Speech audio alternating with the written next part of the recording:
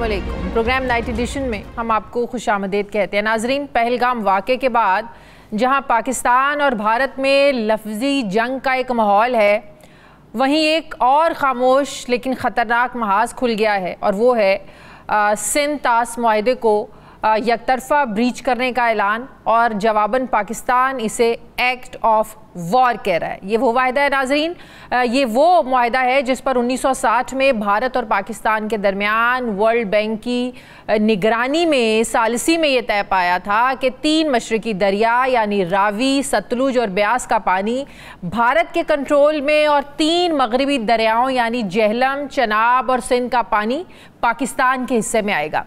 1960 के बाद पाक भारत ताल्लुकात में कई उतार चढ़ाव आए, जंगें हुई, झड़पें हुई, मगर इस मुआहदे को छेड़ा गया ना ही पानी बंद करने की गैर इंसानी हरकत की तरफ किसी का ध्यान गया, ना ही ये कोशिश हुई। अब भारत ने महज एक फॉल्स फ्लैग एडवेंचर के ज़रिए पानी बंद करने का जो ऐलान किया है, जो बज़ाहिर आसान नहीं है बल्कि मुमकिन भी नहीं लग रहा। वो हमला करे ना करे, पाकिस्तान हमला कर देगा, क्योंकि ज़ाहिर है हमारी सिक्योरिटी काउंसिल में इसे जंगी छेड़खानी यानी एक्ट ऑफ वॉर जैसी हरकत ही माना जाएगा। पिछले कुछ सालों में भारत ने अपनी सरजमीन पर नए आबी मंसूबे शुरू किए, कई मंसूबे अभी पाइपलाइन में हैं, ज़ाहिर है जिनका पाकिस्तान के पानी पर असर पड़ेगा। आबी माहिरीन का ये मानना है कि भारत पानी को बतौर हथियार इस्तेमाल करने की जो एक पॉलिसी है, इस पर काफ़ी अरसे से काम कर रहा है, मनसूबाबंदी कर रहा है। नाजरीन, जहाँ हुकूमत पर फौरी रिस्पॉन्ड ना करने का इल्ज़ाम है, वहीं पाकिस्तान पीपल्स पार्टी के चेयरमैन बिलावल भुट्टो जरदारी के बयान के भारत में बड़े चर्चे हैं, बल्कि हुकूमत पाकिस्तान से ज़्यादा उनकी जो स्टेटमेंट है वो भारतीयों को बड़ा चुभ रही है।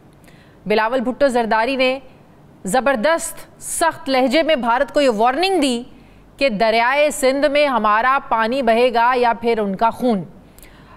मोदी सरकार की ये वारदात नाज़रीन एक ऐसे वक्त में सामने आई है जब पाकिस्तान में पहले ही पानी की तकसीम और नए कैनाल्स के मंसूबे को लेकर बड़ी एक बेचैनी पाई जा रही थी। पीपल्स पार्टी समेत मुख्तलिफ सियासी जमातें नए कैनाल्स के मंसूबे के ख़िलाफ़ सड़कों पर थी। पीपल्स पार्टी का मौक़िफ़ था कि इस मंसूबे से सिंध का पानी जो है वो कम हो जाएगा, जिस पर CCI का इजलास बुलाया गया और फैसला हुआ कि नई कैनाल्स का मंसूबा रोका जाए जब तक चारों सूबे जो हैं इस पर मुतफ़िक़ा कोई लाहे अमल नहीं बन जाता। यानी एक तनाज़ा वक्ती तौर पर तो हल हुआ, मगर दूसरा तनाज़ा यानी भारत की आबी जाहरियत हुकूमत के लिए ज़ाहिर एक नया इम्तिहान तो है।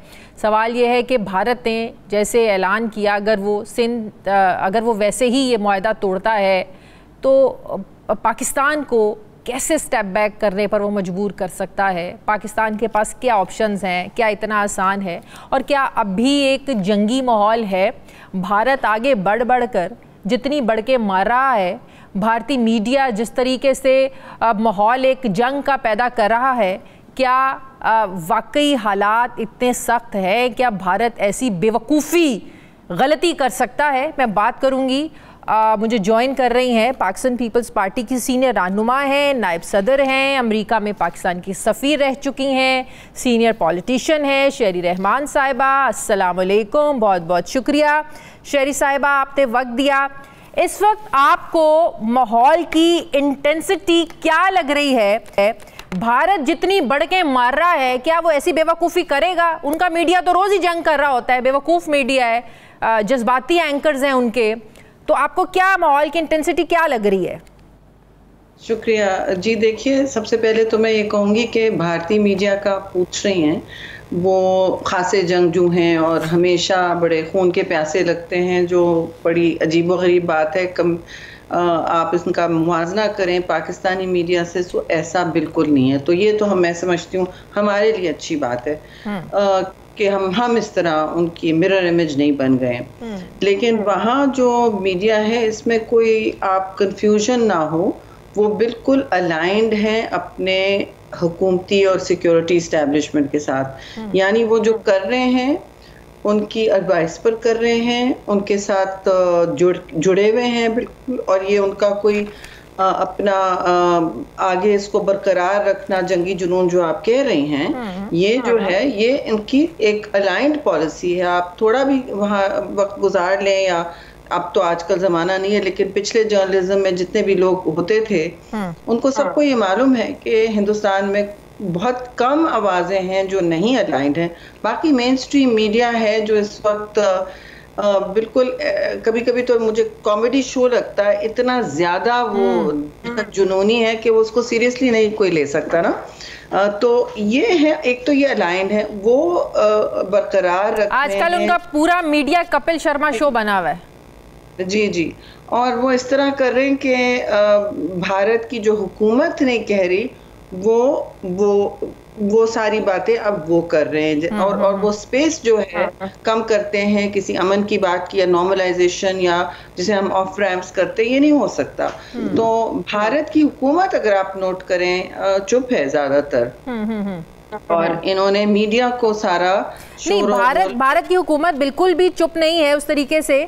कल ही अमित शाह ने कहा कि सिर्फ भारतीय अवाम हमारे साथ नहीं है, 140 करोड़ की जो अवाम है ये हमारे साथ सिर्फ नहीं है, पूरी दुनिया हमारे साथ खड़ी है। पूरी दुनिया ने इस वक्त जो है ना वो हमारे साथ जो हुआ है वो उसको कंडेम कर रहे हैं और हमारे साथ खड़े हैं, लेकिन वो दिखा नहीं रहे किसी भी ऐसे मुल्क की स्टेटमेंट जिसने कहा हो कि पाकिस्तान ने किया है। इसमें अमित शाह तो मशहूर हैं, वो एक अपनी हमेशा से वो इवन नॉर्मल टाइम्स में वो जंगजू रहते हैं।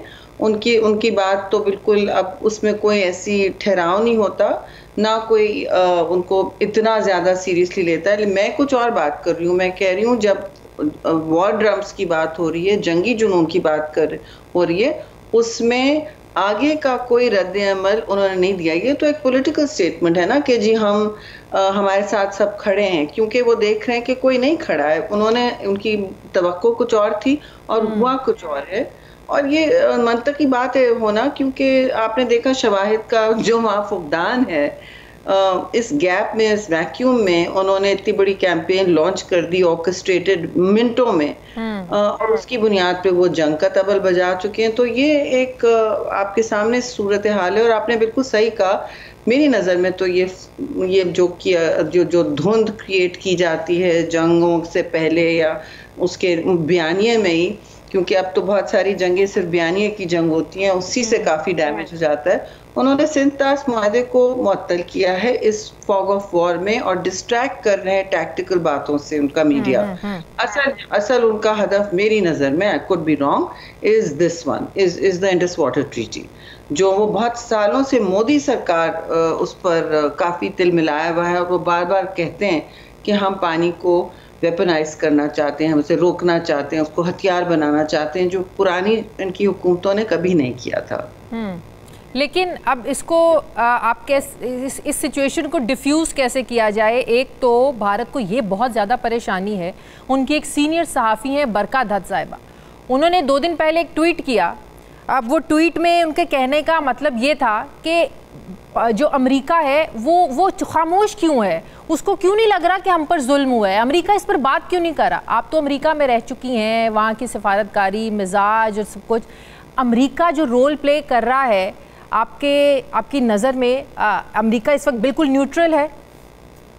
देखिए, अमेरिका उनका भारत का और ख़ासतौर से मोदी सरकार का पिछले आपने देखा है ऑलमोस्ट 10 बरस अब हो गए हैं, उनका पार्टनर है, और बहुत सख्त उनके स्ट्रेटेजिक गोल्स जुड़े हुए हैं।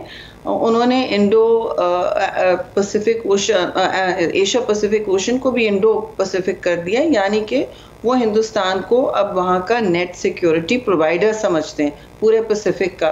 तो उनकी राइवलरी, उनका हदफ तो चीन है, और हर तरफ से है, वो चेंज नहीं हो रहा, तो और न होगा नियर फ्यूचर में। इशू ये है कि जी जो आप ट्वीट की बात कर रही हैं, वहाँ बहुत हैरानगी है कि इतनी उनकी अहदाफ जुड़े हुए हैं, उनकी नैरेटिव्स अलाइंड हैं, बहुत कुछ अब वो एक साथ करते हैं।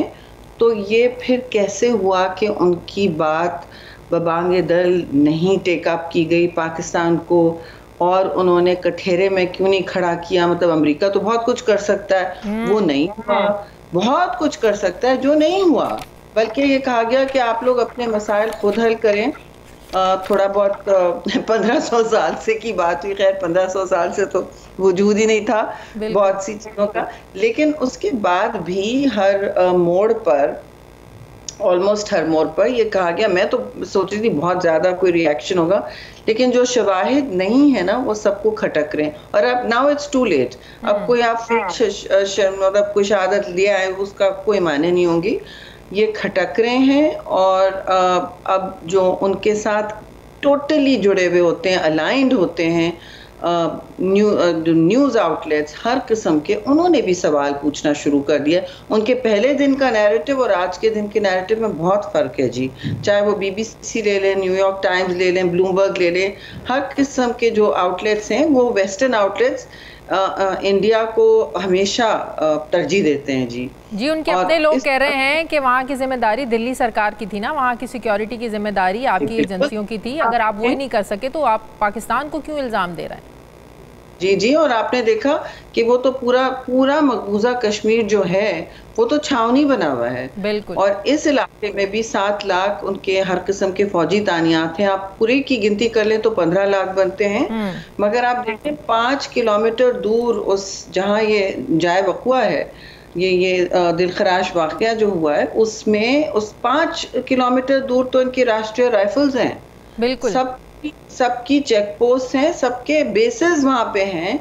और इन्होंने पुलिस को बताए बगैर सो कॉल्ड टूरिस्ट सेंटर भी खोल दिया था। बाद में इंक्वायरीज में इनकी इंटरनल बातें तो चल रही हैं और सबके सामने कमेटियां पूछ रही हैं, पूछगछ हो रही है कि आपने ये क्या सोच के बगैर सिक्योरिटी सिचुएशन की सूरत हाल को भांपे और जांच किए बगैर आपने इसको इस तरह खोल दिया कि जी सब कुछ ठीक है, दूध और शहद की नहरें बह रही हैं मकबूजा कश्मीर में। ऐसा तो नहीं है। लेकिन इसमें मासूम सयाह जो हैं हलाक हुए हैं, उनकी फैमिली से तो पूछें वो क्या क्या कह रहे हैं, वो तो आपने देखा भी होगा टीवी पे। बिल्कुल। इस वक्त पाकिस्तान में आपको लगता है कि तमाम सियासी जमातों में वो यूनिटी है? जिस ऑल पार्टीज़ कॉन्फ्रेंस की बात की या डिमांड की बिलावल भुट्टो साहब ने, वो इस वक्त नागुज़ीर है। तमाम जमातों को इकट्ठा करना, इस मसले पर एतमाद में लेना, कंसेंसस होना बहुत ज़रूरी है इस वक्त। जी बिल्कुल। देखिए ये एक तरीक़ेकार है जमहूरियत में कि आप जो आपका मुखालिफ भी हो आप उनसे ज़रूर बात करने की कोशिश करते हैं। अब ये अलग बात है कि PTI की हुकूमत में जब पुलवामा, बालाकोट वगैरह हुआ था तो वो जब प्राइम मिनिस्टर थे वो हमें बिठाए रखे थे, वो कमरे में नहीं आए ब्रीफिंग के लिए कि बस मैं नहीं आऊँगा, मैं ना मानूँ वाला चल रहा था। लेकिन मैच्योर रियासतें और हम तो फ़र्क हैं। हमें फ़ौरन सोचना चाहिए कि जो इस वक्त इत्तेहाद है और जो सेनेट में आपने इत्तेहाद देखा था खासा क्लियर था और वाज़ेह था। 3 दिन सेशन चला और हमने रेजोल्यूशन भी जॉइंट पास की। उस हवाले से मैं समझती हूँ किसी मुहिब्बे वतन पाकिस्तानी को जिसमें ज़रा भी अपने मुल्क के लिए सोच है, ख्याल है, वो जंग के माहौल में पाकिस्तान के ख़िलाफ़ या अपने अंदरूनी या अपने ज़ाती मसाइल नहीं सामने लाएंगे। वो कहेंगे जी हम पाकिस्तान जो जैसे ज़रदारी साहब कहते हैं पाकिस्तान खप्पे, वो ही वो स्पिरिट वो कहें ना, लेकिन वो स्पिरिट तो वो उनके सामने होनी चाहिए कि जब मुश्किल वक्त आता है आप पाकिस्तान को पहले रखते हैं जी। वैसे भी मैं लेकिन वो कहते हैं ना कि कौमी यकजहती के लिए हमें इमरान खान की रिहाई इस वक्त बहुत ज़रूरी है, नागुज़ीर है। हाँ, हम पाक फ़ौज के साथ खड़े हैं, लेकिन कौम इकट्ठी अगर आपने करनी है उसके लिए खान की रिहाई ज़रूरी है। ये इस वक्त उनका बयानिया है। देखिए इमरान खान ने किया क्या जब 2019 में उन्होंने टैंक्स रोल किए, अपने 370 रिवोक कर दिया, 35A लगा दिया। 35A तो बहुत ही मुज़िर है क्योंकि वो वहाँ की डेमोग्राफिक चेंज आ रही है। वहाँ की सारी मिनिस्ट्रीज आके बैठ गई हैं ऐसे खित्ते में, ऐसे इलाके में जहाँ सिर्फ कश्मीरी जो वहाँ रहते थे, जिनकी डोमिसाइल थी, वो ज़मीन खरीद सकते थे। तो वो डेमोग्राफिक और एथनिक क्लेंसिंग का एक दौर शुरू हो चुका है। सबसे बड़ा प्रिजन बन गया है ओपन दुनिया का। उसके बारे में कोई कहानी नहीं, कहीं कुछ नहीं। तो उन्होंने क्या किया, एक दिन उन्होंने अनाउंस किया कि मैं हर जुमे को करूँगा क्या तातील करके, तातील नहीं तो हम कश्मीर को यूनाइटेड एक फ्रंट पेश करेंगे और इस पर हम कुछ ना कुछ बाहर पार्लियामान में हर जगह कुछ नहीं हुआ। एक दफ़ा हुआ, दूसरी दफ़ा मुश्किल से भी नहीं हुआ, फिर सब वो खुद भूल गए। उन्होंने कश्मीर हाईवे का नाम श्रीनगर हाईवे कर दिया और अल्लाह खैर सलाह। मीटिंग में जो असल इत्तेहाद की ज़रूरत थी वो आने से उनकी अना उनके सामने आ रही थी जी, कि मैं पाकिस्तान से पहले हूँ, वो नहीं आए। जबकि मैं अपने किसी भी दुश्मन के साथ हाथ मिलाऊं, अगर पाकिस्तान का मसला हो, जिंदगी और मौत का सवाल होता है जी। और आपको हमारी तो ट्रेनिंग ये है कि आप दुश्मन को खन्ना पेशानी से, अपने डोमेस्टिक जो भी पाकिस्तानी है, उन्होंने ये नहीं समझा। उन्होंने कहा नहीं, मेरी अना, मैं आई एम मोर इम्पोर्टेंट, मेरा मूड और मेरी अना और मेरी जिद ज़्यादा इम्पोर्टेंट है, मैं नहीं आऊँगा ब्रीफिंग करने। जिस 3 घंटे बाद फिर एम्बैरसमेंट में वहाँ जो जनरल बैठे थे और फॉरेन मिनिस्टर, उन्होंने की ब्रीफिंग। तो ये मुझे नहीं पता ये क्या मिलेगा उनको निकाल के मुल्क। ये जो CCI का सेशन हुआ, आप समझती हैं कि इस वक्त मुल्क में जो एक टेंस सिचुएशन चल रही थी, हुकूमत मजबूर हो गई ये CCI सेशन बुलाने पर, क्योंकि पाकिस्तान पीपल्स पार्टी ने एक स्टैंस लिया हुआ था। बिलावल भुट्टो साहब ने उन्होंने एक बयानिया बनाया हुआ है, जो 6 किनाल निकालने का मंसूबा था सिंध से। पीपल्स पार्टी अपने मौक़िफ़ पर डटी रही, खड़ी रही। ये उसका नतीजा है या हुकूमत मजबूर हो गई कि इस सिचुएशन में हमें पीपल्स पार्टी को अपने साथ रखना है, हालात ख़राब आ गई हैं हमारे मुल्क के, अगर ये साथ छोड़ गए तो और मुश्किल हो जाएगी? तो ये सिर्फ हम कहें कि वक्ती है या वाकई ये यही फैसला है कि अब इसको छेड़ा नहीं जाएगा? की मनसूखी जो है और CCI में जो फैसला किया गया, इरसा का पानी का सर्टिफिकेट जो है वापस लिया गया कि ये मसनूई है, जो भी है, ये बात आपने खुद कहा कि पीपल्स पार्टी ने और चेयरमैन बिलावल ने बहुत ही एक ठोस और तवील कैंपेन उस पर चलाई कि और तब चलाई जब बहुत महीनों से हुकूमत वक्त जो है उनको मुतला किया हुआ था। आखिर वो हम कोalition में है तो जाहिर है रोज़ रवाबित कम्युनिकेशंस के तो खुले होते हैं, तो उनको कम्युनिकेट किया, बहुत दफ़ा किया। अब जून में सेनेट में ये बात, पिछले जून में वाटर रिसोर्सेज कमेटी में पहली दफ़ा रेज हुई कि ऐसा कोई खदशा है, इत्तला ठीक से नहीं है, प्लीज़ क्लैरिफाई। फिर वो बात बढ़ती चली गई और क्लैरिफाई करते गए, बट आई थिंक वेट भी करते गए और देर जो की गई उससे बहुत मैं समझती हूँ, आपने देखा हाईवेज ब्लॉक हो गए, मुल्क की मईशत को ठेस पहुँची और बहुत सारों में के दिल में एक देखिए ना, ट्रस्ट का फुकदान हो जाता है, कॉन्फिडेंस का डेफिसिट हो जाता है कि बात नहीं सुनी जा रही है। फिर कौम परस्त निकल आए सड़कों पे, क्योंकि वो तो कह रहे थे कि हमसे तो कोई बात ही नहीं कर रहा है। तो जो कौम परस्ती जो ख़त्म हो गई थी सिंध में, जिन्होंने पीपल्स पार्टी में अपने सारा कुछ डाल दिया था, उम्मीद डाली थी, वो भी परेशान कि ये क्या हो रहा है। तो मैं समझती हूँ पीपल्स पार्टी के लिए बहुत ज़रूरी था ये मुल्क परस्त जमात। लेकिन हुकूमत तो ये इल्ज़ाम लगाती है ना कि पाकिस्तान पीपल्स पार्टी इस मुआहदे में, इस सारे मंसूबे में साथ थी, जरदारी साहब की मंजूरी थी। ये जो कौम परस्त जमातों का प्रेशर था ना, ये पाकिस्तान पीपल्स पार्टी को बाहर निकलने पे अब मजबूर किया। पाकिस्तान पीपल्स पार्टी ने इशू ये रेज किया जब कौम परस्त जमातों को भनक तक नहीं थी। और आप इसका ट्रैक कर सकते हैं, इसकी टाइमलाइन देख सकते हैं। और मैं मुबारकबाद पेश करती हूँ जी चेयरमैन बिलावल को कि किस तरह उन्होंने ये कैंपेन चलाई है, मजबूत और डट के रहे हैं, और इसमें आपको स्टेक्स भी पता थे। और दूसरी बात, ये बार बार देखिए ये बात दोहराई जाती है, अगर एयर टाइम फिल करना है तो ठीक है, मगर जरदारी साहब पहले वाहिद प्रेसिडेंट हैं जिन्होंने सिटिंग गवर्नमेंट को तंबी दी। और हम इसी कोalition का हिस्सा है कि मैं 4 प्रोविंसेस से इलेक्ट होके आया हूँ, मैं वफाक का नुमाइंदा हूँ, 2 हाउसेज मुझे यहाँ इलेक्ट करके लाए हैं, तो मेरी जिम्मेदारी बनती है कि मैं आपको तंबी करूँ कि यूनिलैटरली ना करें, खुद साख्ता ये काम ना करें। अब तो अब इससे ज़्यादा क्या बड़ी बात हो सकती है। ठीक है, बहुत बहुत शुक्रिया। पाकिस्तान पीपल्स की सीनियर रहनुमा नायब सदर शेरी रहमान साहिबा मेरे साथ थी। सेनेटर, बहुत बहुत शुक्रिया आपका, आपने वक्त दिया। मुझे ब्रेक लेनी है नाज़रीन, वापस आते हैं एक वक्फे के बाद।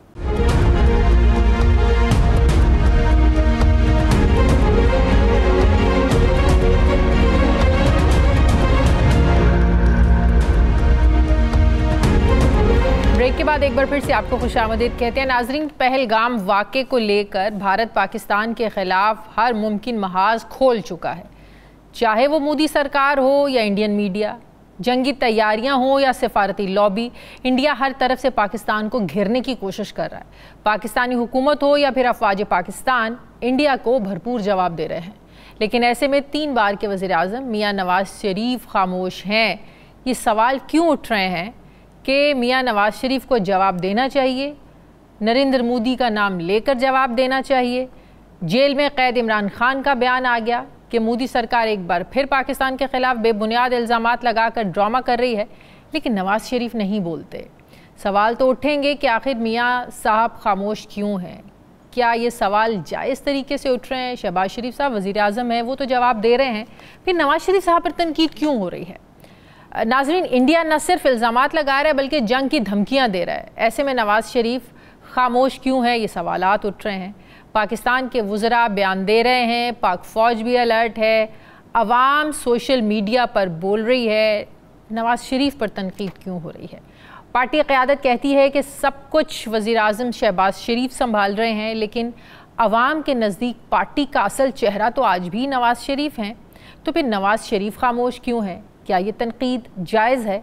अगरचे चेयरमैन बिलावल भुट्टो के पास कोई सरकारी ओहदा नहीं, फिर भी उनकी जो स्टेटमेंट थी, बड़े सख्त लहजे में जो उन्होंने बात की, जवाब दिया, 2 टोक जवाब दिया, वो स्टेटमेंट भारत में बड़ी मकबूल हुई।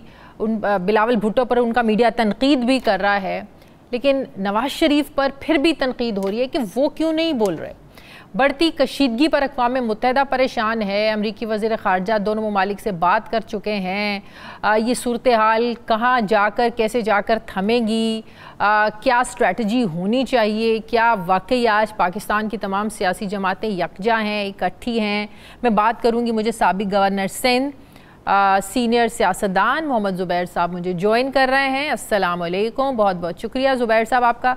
सबसे पहले तो मुझे इस बात का जवाब दें, मैं पूछना चाहती हूँ, क्योंकि जब से ये पहलगाम का वाक़या हुआ है, बड़ी तनकीद कर रहे हैं, सोशल मीडिया पर बड़ी तनकीद हो रही है मियाँ नवाज शरीफ साहब पर। आप एक अरसा उनकी जमात में आपने उनके साथ गुजारा है, बड़ा करीबी गुजारा है। जब मोदी सरकार की कोई बात आती है, नरेंद्र मोदी की कोई बात आती है, तनकीद करने की बात आती है, नवाज शरीफ साहब नहीं बोलते, इसकी क्या वजह है?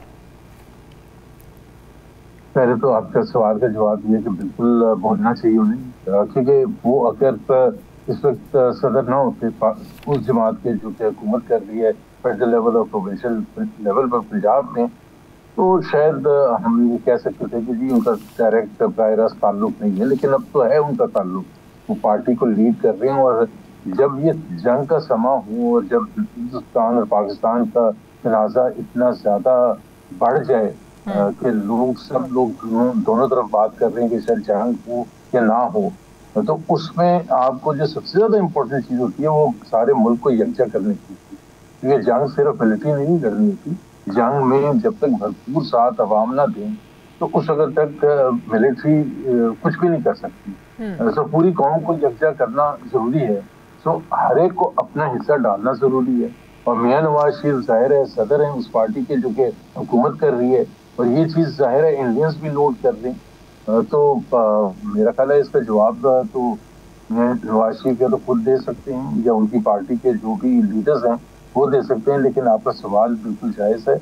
और इस वक्त जाहिर सी बात है मुल्क को इकट्ठा करना ज़रूरी है।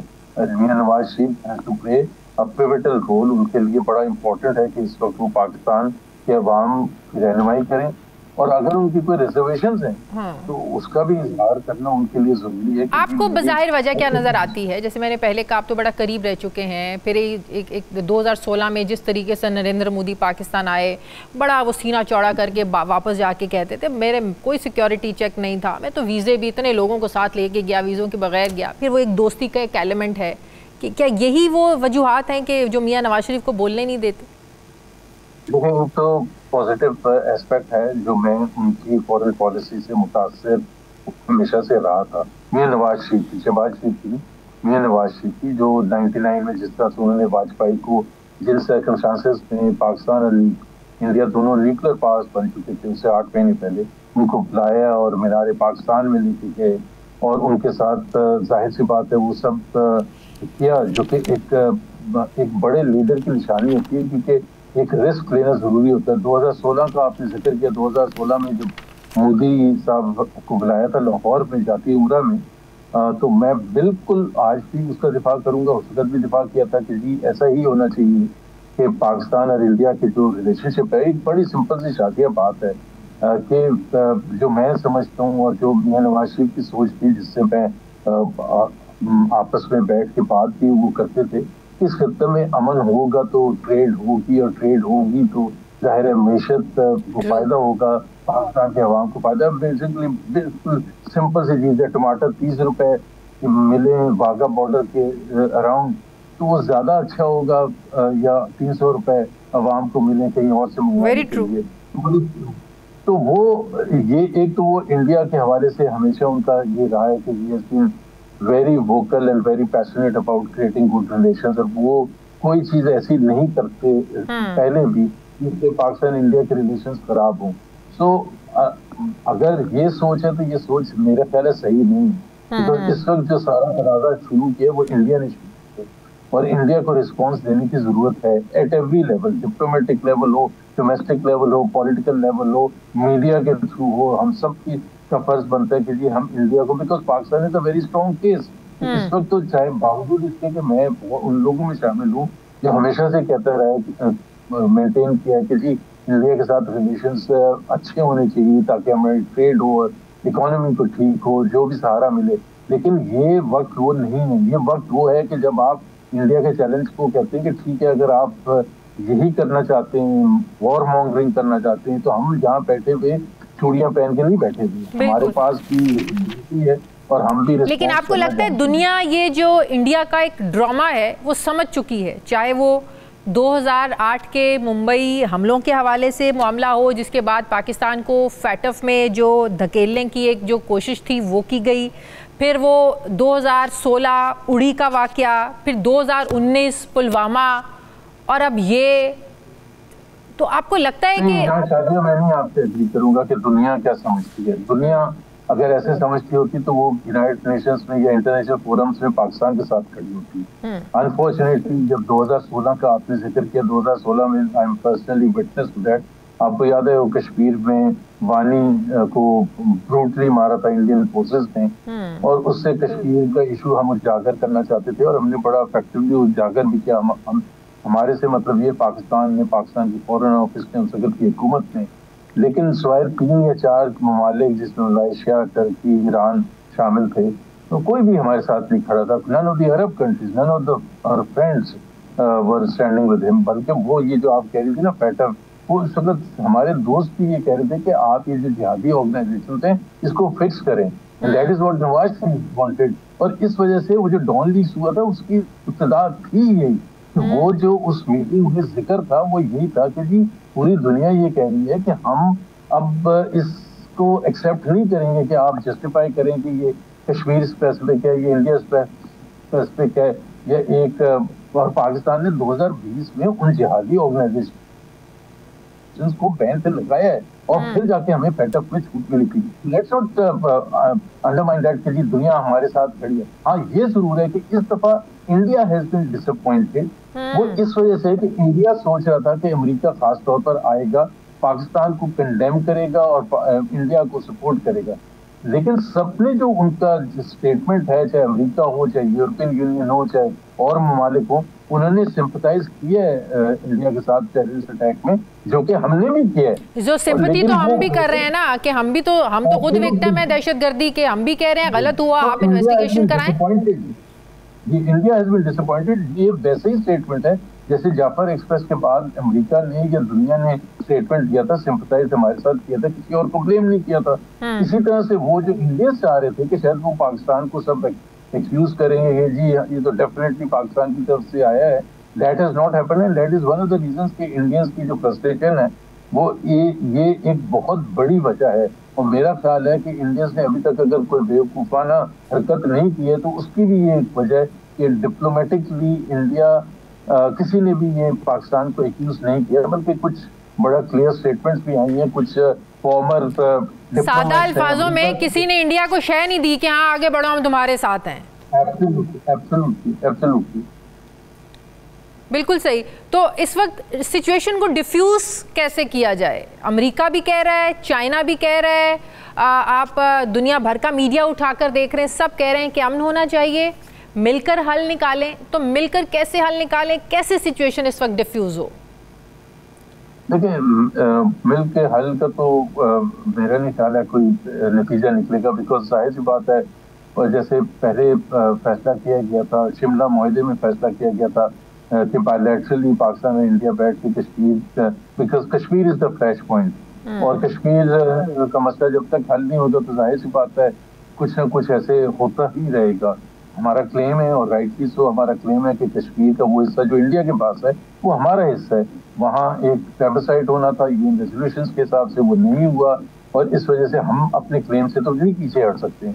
इंडिया ने उसको यूनियन का हिस्सा बना दिया, उन्होंने कहा जाएं आप जो मर्जी करना करें। ये 370 आर्टिकल और 35A जो उन्होंने 2019 में किया था अगस्त में, उसके तहत उन्होंने इंडियन यूनियन का हिस्सा बना लिया। उन्होंने कहा ये बायलैटरल है, ये इशू ही नहीं है।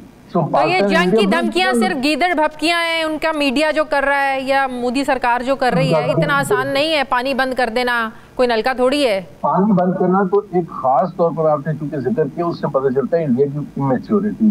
बच्चे नहीं होते जैसे, वो बड़े फैसले करने के लिए आप इंडिया जैसी कंट्री, इतनी बड़ी कंट्री, इतनी मैच्योर कंट्री होनी चाहिए, और अगर पानी बंद कर देंगे, जबकि ये नहीं पता कि पानी बंद करने के लिए आपको रिजर्वायर चाहिए, आपको डैम चाहिए जो बहुत साल लगेंगे। आपने कहीं 40 से मैं एक रिसर्च पढ़ रही थी, 40 से 50 साल लगेंगे भाई आपको ये सब कुछ करने के लिए, और फिर पैसा अलग चाहिए। तो क्या आप ये कर भी सकते हैं? दूसरी बात ये कि देखें, इंडिया की जो मिलिट्री है ना, सिर्फ उनको पता है कि उनकी कैपेसिटी क्या है, सिर्फ उनको पता है कि पाकिस्तान का स्ट्रॉन्ग रिस्पॉन्स आ सकता है।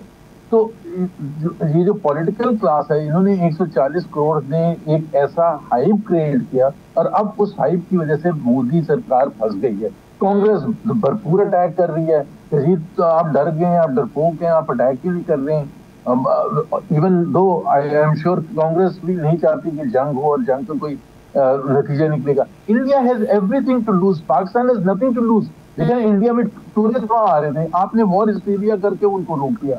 इंडिया में इन्वेस्टमेंट भरपूर अंदाज में आ रहा था, आपने वॉर हिस्टीरिया जब भी जो कंट्री भी करेगी तो जाहिर सी बात है लोग रुक जाएंगे, इन्वेस्टर्स भी रुक जाएंगे। भाई इतनी एक पीस काम जो जगह है जहां लोग आते ही टूरिज्म के लिए हैं दुनिया भर से, अगर वहां की सिक्योरिटी आप नहीं संभाल सकते तो आपकी टूरिज्म इंडस्ट्री का आपको पता होना चाहिए कि मुस्तकबिल क्या है।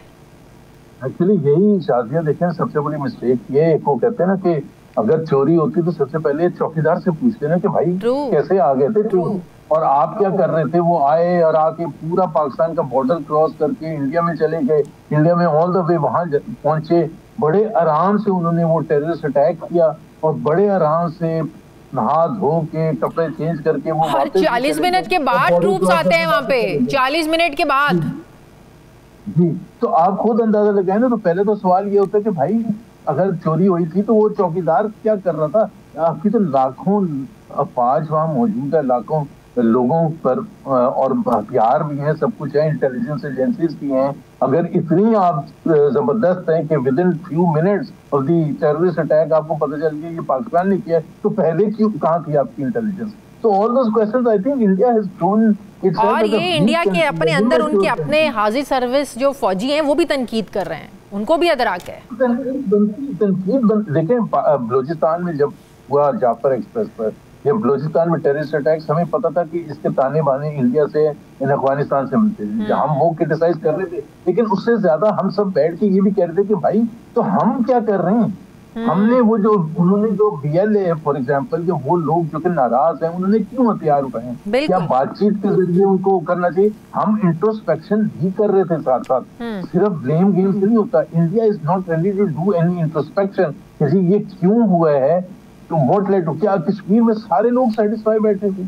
किसी को आजादी नहीं चाहिए या पाकिस्तान से इल्हाक नहीं चाहिए? तो जाहिर सी बात है, अगर आप समझ रहे हैं कि ऐसा कुछ मसला ही नहीं है, तो फिर आप एक रियलिटी में रह ही नहीं रहे हैं, और मसले के हल की तरफ आप जा ही नहीं सकते। ठीक है, बहुत शुक्रिया साबिक गवर्नर सिंध मोहम्मद जुबैर साहब मेरे साथ थे। आपका मुझे ब्रेक लेनी है नाज़रीन, वापस आते हैं वक्फे के बाद।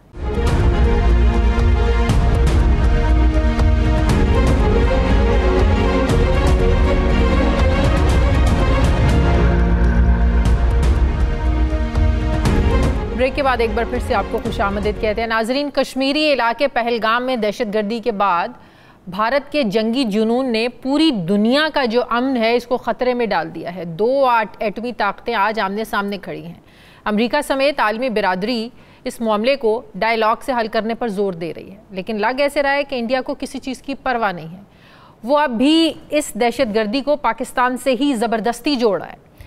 पाकिस्तान पहलगाम वाक़े पर न्यूट्रल गैर जानिबदार इंक्वायरी समेत अक़वाम मुत्तहिदा की निगरानी में कमीशन बनाने की ऑफ़र कर चुका है, लेकिन अभी तक भारत किसी सफारती ऑप्शन की तरफ जाता हुआ नज़र नहीं आ रहा। ऐसे में सवाल उठता है कि क्या पहलगाम वाक़े के पीछे मोदी सरकार की कोई बड़ी जंगी मनसूबाबंदी छुपी हुई है, जबकि पाकिस्तान फौरी जवाब देने के अज़म भी दोहरा चुका है। यानी भारत ना टला तो पाकिस्तान ने फौरी उधार चुकाना है। पाकिस्तान तैयार है।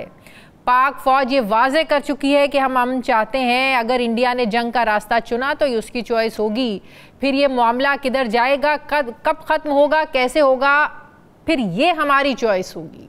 अब मामले को ठंडा करने के लिए अमेरिका भी बात कर रहा है। गुज़श्ता रोज़ अमरीकी वज़ीर ख़ारजा मार्को रूबियो ने वज़ीर आज़म शहबाज शरीफ और इंडियन वज़ीर ख़ारजा जयशंकर से रब्ता किया है और कहा है कि इस तनाज़े को बातचीत के ज़रिए हल किया जाए। अमरीकी नायब सदर JD Vance ने भी उम्मीद ज़ाहिर की है कि अगर इंडिया ऐसा कोई रद्द-ए-अमल नहीं देगा तो अच्छी बात है, लेकिन हम नहीं चाहते कि कोई इलाकाई तनाज़ा पैदा हो। उन्होंने ये भी कहा कि उम्मीद है कि दहशतगर्दी के मसले को फिक्स करने के लिए पाकिस्तान भारत के साथ ताउन करेगा।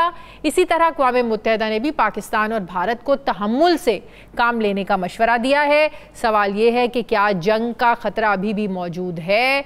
आलमी दबाव ने क्या इसे वक्ती तौर पर टाला है? क्योंकि वज़ीर इत्तलात अताउल्लाह तारड़ ये बात बार बार कह रहे हैं कि हमारे पास इंटेलिजेंस इंफॉर्मेशन है कि भारत हमला करने की प्लानिंग रखता है और ये इम्कान अब भी मौजूद है। साबिक वफाकी वज़ीर फवाद चौधरी साहब मुझे ज्वाइन कर रहे हैं। अस्सलाम वालेकुम, बहुत बहुत शुक्रिया।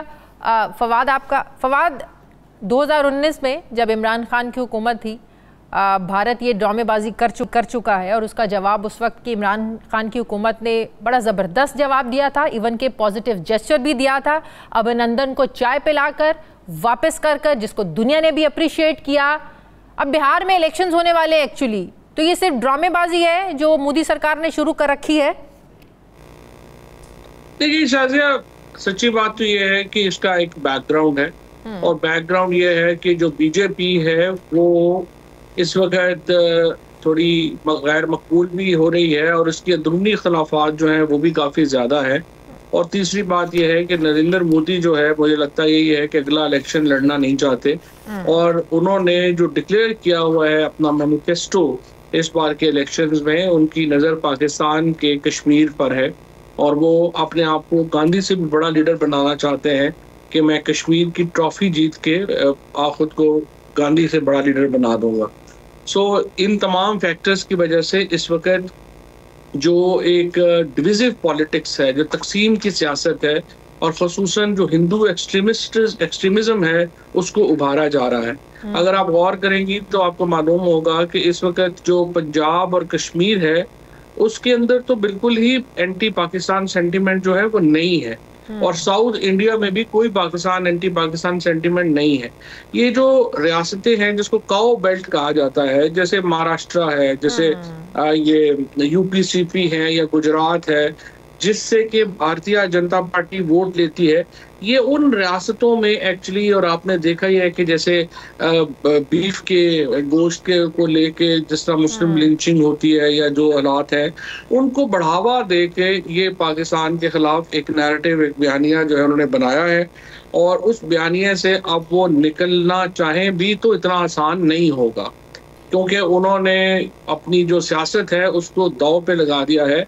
मेरा ख्याल है जो वो समझते थे कि उनको सपोर्ट मिलेगी इंटरनेशनल, वो नहीं मिली।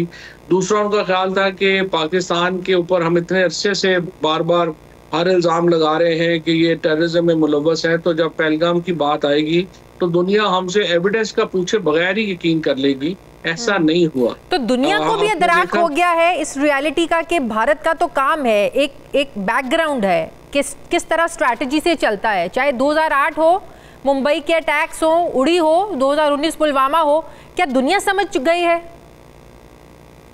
देखिए, बात यह है कि जो इन्होंने 100 एम्बेसडर अपने साउथ ब्लॉक में जमा किया था, जो फॉरेन ऑफिस है इंडिया का, वहां पे उन्होंने ये पूरी ब्रीफिंग दी। तो उसके बाद जो एम्बेसडर्स हैं उन्होंने पूछा कि आप जो बात कर रहे हैं उसके सबूत क्या होगा। तो सबूत जो है वो नहीं दे सकी हुकूमत। और उसके बाद न्यूयॉर्क टाइम्स ने और फिर कल टेलीग्राफ ने ये स्टोरीज दी कि इंडिया के पास कोई सबूत नहीं है कि पहलगाम में पाकिस्तान मुलव्वस है। सो इंटरनेशनल ओपिनियन जो है वो भारत विन ओवर नहीं कर सका। असल में तो अगर आप शाजिया जो फुटेजेस आई हैं वो आपने भी देखी होंगी कि ये जो पहलगाम का इलाका था ये कोई 4-5 फुटबॉल फील्ड जितना एक जो है वो प्लेटियो है, एक मैदान है, और उसके ऊपर जो है उसके इर्द गिर्द जंगल है, गहरा जंगल है, थिक जंगल है। अब इस जंगल में देखो मुकामी लोग ही सोच सकते हैं ना कि किस रास्ता कौन सा है, आना जाना किधर से है। बाहर के लोगों को तो अंदाजा ही नहीं हो सकता। और अभी जो अमित शाह के ऊपर जो सवाल होना चाहिए इंडियन मीडिया का, बजाय इसके कि वो पाकिस्तान को टारगेट करते रहे, वो उनसे पूछें कि 4 लोग थे, उन्होंने 30 लोगों को जो है वो इस तरह से दिन दिहाड़े मार के वो कहाँ फरार हो गए? चौकीदार कहाँ था वहाँ का? उनको जमीन खा गई या आसमान निकल गया, आखिर वो लोग किधर चले गए? तो सबसे बड़ा फेलियर तो जो अमित शाह का और कश्मीर के लेफ्टिनेंट गवर्नर का और उनकी सिक्योरिटी अपैरेटस का ये है ना कि वो लोग ही अभी तक गिरफ्तार नहीं हो सके। वो रोज जो है वो पाकिस्तान के ऊपर अपना जो है वो गुस्सा उतारने आ जाते हैं। अच्छा, दूसरा एक पहलू तो ये है कि जो पहलगाम वाक़े की कोई एविडेंस इंडिया प्रोड्यूस नहीं कर सका। दूसरा ये है कि जो एस्केलेशन है बॉर्डर्स पे, उसको भी इंडिया को इस वक्त सपोर्ट जो है वो इंटरनेशनल नहीं मिल सकी। और जो लगता है स्पेशली जो यूएसए से उनका ख्याल था कि हमारे पास तो लाइसेंस ही है, हम जो मर्जी करें, ऐसा नहीं हो सका। और चाइना के साथ उनकी अपनी टेंशन रहती है बॉर्डर पे, वो भी वो उधर से उनको चाइना के साथ तो उनका अपना इशू है। लेकिन जो नॉन पाकिस्तान के चले अलाए नहीं भी हैं, जैसे रशिया है, उसने भी जो है वो चाइना की ही। और सबसे मेरा ख्याल धचका हिंदुस्तान के लिए ये है कि जो 3 बड़ी ताकतें हैं, चीन, रूस और अमेरिका, उन तीनों ने एक ही पोजीशन ली है। और यूनाइटेड नेशन सिक्योरिटी काउंसिल में भी इसीलिए हिंदुस्तान एक स्ट्रॉन्ग रेजोल्यूशन नहीं पास करवा सका। लिहाजा ये तो उनको धचके लगे हैं। लेकिन मेरा ये ख्याल है कि अंदर उन्होंने एक ऐसी फिजा बना दी है इस वक्त हिंदुस्तान के अंदर कि जंग के बगैर वो पीछे अब हट नहीं सकते। अगर जंग किए बगैर मोदी अब पीछे हटता है तो इससे वो उनकी सियासत जो है वो बिल्कुल। तो डू यू रियली थिंक कि अभी भी अमकान है ये सब भारत जंग छेड़ सकता है? जंग तो इमिनेंट है, जंग तो 100% होगी। मुझे नहीं लगता, अगर आप उसे मेरा तजिया पूछें तो मुझे तो 1% भी ये नहीं लगता कि जंग से कम पे मामला टलेगा। दोनों मुल्क एटॉमिक पावर हैं, आपको लगता है सब कुछ अल्लाह ना करे राख का मैदान बन जाएगा? शुरू करना आसान है, खत्म कैसे होगी ये फिर करना बहुत मुश्किल हो जाएगा, नामुमकिन हो जाएगा। ये दुनिया होने देगी? नहीं, बिल्कुल ये आपकी बात बिल्कुल सही है, लेकिन मसला ये है कि स्केल जो है उसके ऊपर इस वक्त जिस तरह से जेडी वेंस की भी आज बयान है, स्टेटमेंट है, मुझे ये लगता है कि इस वक्त अमेरिका जो है कम अज कम वो कोशिश कर रहा है कि जो स्केल है कॉन्फ्लिक्ट का वो छोटा होना चाहिए, वो कम होना चाहिए। और लाइक 2019 टाइप का कि उतना कर लो। वेल फ्रैंकली उस तरह का हो सकता है। जो अगर आप माजी में आखिरी जो जंगें हुई हैं उसको अगर आप उसका तजिया करेंगी तो आपको एहसास होगा कि ये जंगें हमारी 2 ब 2 नहीं हुई हैं। हमारी या एयरफोर्स की यूज हुई है या मेजल यूज हुआ है, और वो खास एरियाज को टारगेट किया गया है। अब इस स्केल को बढ़ाना है अगर हिंदुस्तान ने, तो फिर इसका मतलब है वो आर्टिलरी की तरफ जाएंगे। आर्टिलरी में हमारा जो LOC के ऊपर जो सीज फायर हुआ था उसमें तो काफ़ी हद तक ये हमारी जो जनरल बाजवा साहब के दौर में वो इंटैक्ट रहा, और लॉन्ग आर्टिलरी फायर जो है वो नहीं हुआ दोनों तरफ से। लेकिन अगर वो लॉन्ग आर्टिलरी फायर होगा तो उसका भी बड़ा ज़ाहिर है नुकसान होगा। बाकी जहाँ तक मिसाइल टेक्नोलॉजी है, देखिए पाकिस्तान के पास अल-नसर बहुत ही इफेक्टिव मिसाइल है, फिर हमारा शाहीन है, हतफ है, ये सारे मिसाइल जो है वो हमारे हिंदुस्तान के हर कोने को निशाना बना सकते हैं। And to be fair with, Hindustan के पास भी यही कैपेबिलिटी है। तो जिस तरह से अभी आपने बात कही कि इसका तो मतलब ये है कि ये तो खाक में मिल जाएगी हर चीज़, तो इसलिए जो दुनिया है उसका वरी होना ज़रूरी भी है, वो वरिड है भी। और मेरे ख्याल में जो दो मुल्क हैं इस वक्त, चाइना और सऊदी अरेबिया, और फिर ज़ाहिर अमेरिका का रोल तो होता है, तो इन तीन मुल्कों की जो रिएक्शन है वो डिसाइड करेगा हिंदुस्तान के इस मामले को। लेकिन अभी तक का जो रिएक्शन है ना दुनिया का, उसने मायूस किया है फवाद इंडिया को, भारत को, मोदी सरकार को। अभी तक तो उन्होंने जो जो सोचा था वो नहीं हुआ। हाँ। और अभी सऊदी अरेबिया में आपको मालूम है $100 बिलियन की इन्वेस्टमेंट की वो प्लेजेस करके आए हैं। हाँ। सो काफी ज्यादा इस वक्त सऊदी अरेबिया का भी इंडिया के ऊपर जो है वो एक है असर। अब देखना ये है कि ये स्केल जो है वो कैसे रह सकता है। प्रॉब्लम अब ये आ गई हुई है कि अब वो फंस गया है इंटरनेशनल रिएक्शन में और लोकल रिएक्शन में। अब अगर वो यहाँ से पीछे हटते हैं तो लोकल रिएक्शन, जो उनकी जो काउ बेल्ट है जहाँ से बीजेपी वोट लेती है, मार पड़ेगी वहां से, वो वहां से मार पड़ जाएगी। और बिहार का इलेक्शन आपने जैसे खुद बताया वो भी आगे आ रहा है। और अगर वो करते हैं तो इंटरनेशनल रिब्यूक जो है वो हिंदुस्तान को आएगी। सो आई थिंक मोदी जी ने जो है वो एक्साइटमेंट में एक पोजीशन ले तो ली है, लेकिन इस पोजीशन पे अब उनको बैलेंस करना मुश्किल हो रहा है कि आखिर हमने खड़ा क्यों है, ठहरना मुश्किल हो रहा है। अब आते हैं ज़रा अपने अंदर की सिचुएशन की तरफ। डू यू थिंक कि दिस इज़ हाई टाइम कि अब यहाँ पर ऑल पार्टीज कॉन्फ्रेंस करके तमाम जमातों को मदऊ करके एक यूनिटी शो करनी है, बतानी है, तमाम जमातों को एतमाद में लेना है, पीटीआई को भी शामिल करना है और पीटीआई को होना चाहिए? ये वक्त की ज़रूरत है, इस वक्त ऑल पार्टीज कॉन्फ्रेंस बुलाई जाए फवाद? देखिए शाजिया, बात यह है कि जो भी जब हम बात करते हैं जंग की, तो जंग तो मुत्तहिद होकर लड़ी जाती है। बिल्कुल। और अगर आप कहें कि पाकिस्तान मुत्तहिद है तो सच्ची बात यह है कि पाकिस्तान में मुत्तहिद करने की कोई एफर्ट नहीं की गई। ना आपने इमरान खान को, ना पीटीआई को जगह दी। तो इमरान, लोगों का लीडर तो इमरान खान, आप अपनी मर्जी से घर बैठ के जो मर्जी कर लें, बट फैक्ट इज जब तक इमरान खान शामिल नहीं होते डिसीजन मेकिंग में और इस तरह में, तो ये वैक्यूम जो है ये बरकरार रहेगा और बढ़ता जाएगा।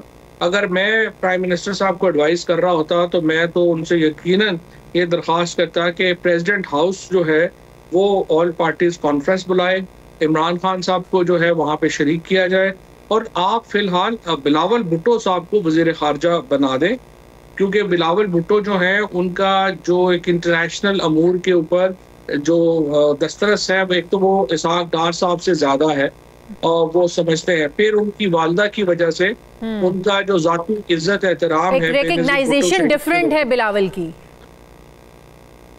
जी बिल्कुल, उनका जो है, सॉरी आपने क्या बोला? मैंने कहा बिलावल की रिकग्नाइजेशन डिफरेंट है दुनिया में, अपनी वालदा की वजह से, अपने नाना की वजह से। रिकग्निशन बिल्कुल मुख्तलिफ है, उनकी भुट्टो की वजह से, बेनजीर की वजह से, अरब मुल्कों में उनकी पर्सनल दोस्तियां, हर चीजें, उनका एहतराम भी है।